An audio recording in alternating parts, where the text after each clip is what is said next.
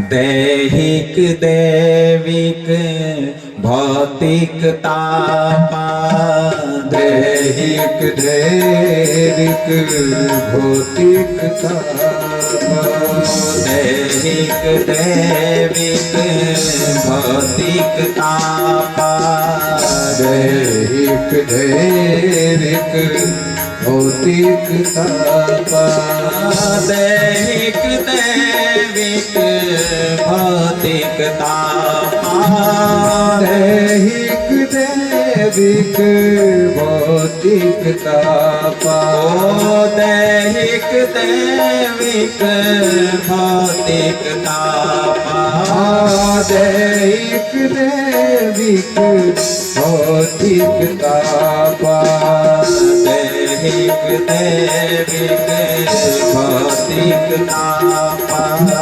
दैहिक दैविक भौतिक तापा। ओ राम राज्य नहीं काहू व्यापा, राम राज काहू नहीं व्यापा, दैहिक दैविक भौतिक तापा, दैहिक दैविक भौतिक तापा। तो तीन प्रकार के जो ताप हैं महाराज, कौन कौन से ताप हैं? बोले दैहिक ताप, दैविक ताप, भौतिक ताप। तीन प्रकार के ताप होते हैं। एक होते हैं दैहिक ताप, जो देह में उत्पन्न होते हैं महाराज। एक होते हैं दैविक ताप, भैया बारिश आ गई, बाढ़ आ गई, फसल नष्ट हो गई, ओले गिर गए, फल नष्ट हो गए, आग लग गई, जंगल नष्ट हो गए, ये दैविक ताप हैं। और एक भौतिक ताप होते हैं जो भूत प्रेतों के माध्यम से जो उत्पन्न होते हैं, ये भौतिक ताप है। तो तीन प्रकार के तापों का जो समन करने वाले हैं, तापत्रय विनाशाय, ऐसे भगवान को हम शब नमन करते हैं। श्री कृष्णाय वयम नमः, भगवान को हम शब नमन करते हैं।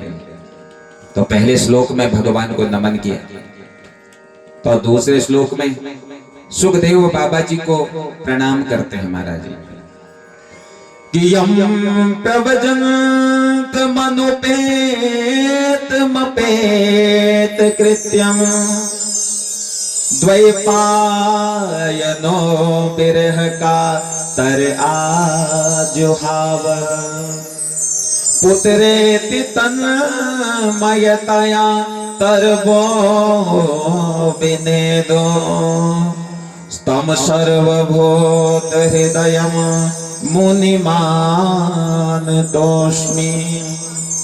यम प्रवजंत, जैसे ही जन्मे न महाराज, सीधे जंगल को चले गए।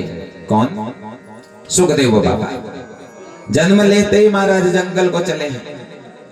पीछे पीछे व्यास जी दौड़ रहे हैं। अरे बेटा रुक जाओ, अरे थोड़ा रुक जाओ पुत्र, रुक जाओ।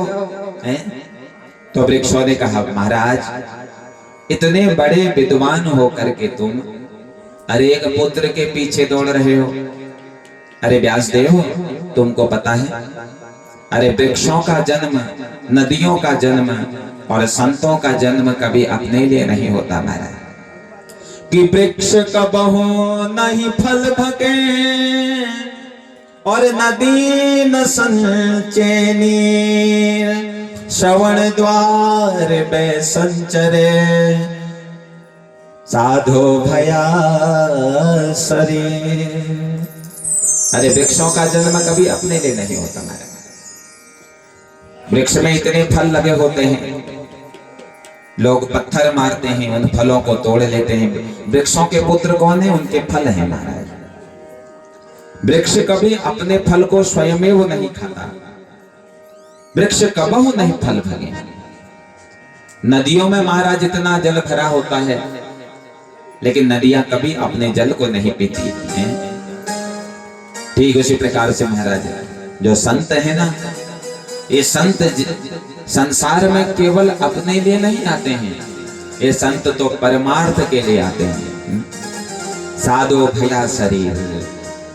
इसलिए महाराज अगर तुम्हारा अपना पुत्र होगा तो जरूर वापस आ जाएगा।